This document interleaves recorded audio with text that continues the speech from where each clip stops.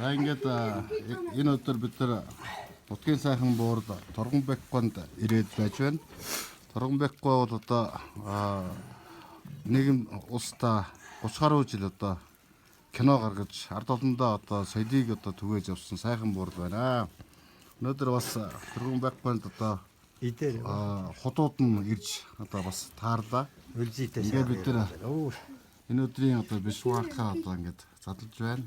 Сая ерөөлийн үгийг бол одоо би айлтлаа.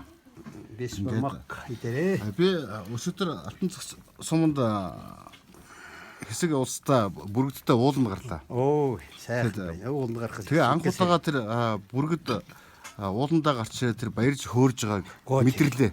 Мэдэрлэг. Тэгдэг. Их баярлалаа. Өмнөөс нь баярлаад, өмнөөс нь бүрэн уйлчих гээд шүү. Тэгж амтэн одоо баярлж байгааг одоо ер нь харж байгаагүй. Тэгээ би таныг бас нэг тийм бүргэдийн тэр баяр хөөргийг одоо мэдээж энэ казак түмэн бас шүлэг туус одоо дуунд илэрхийлсэн байлгүй дээ тий. Таныг тэр бүргэдийн сэтгэл илэрхийлсэн нэг шүлэг уншиж байгаа шүү. Казакаараа. Тий, казакаараа.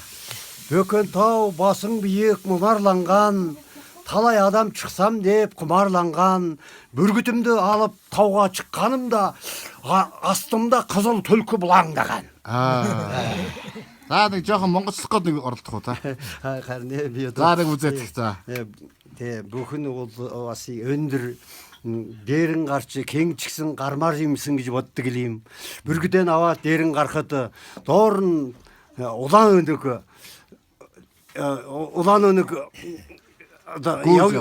Тэг гөөж явна бүргэд маань баярлсандаа барьж явна гэ.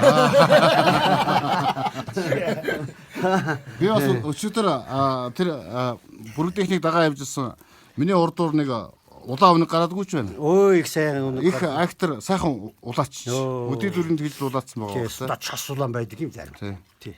Өнөг сайн шүү дээ өнөг сайхан гарах. За. Таны ажил бүтэмжтэй. За зориг хүнийг иймэрхүү л айлж явна да.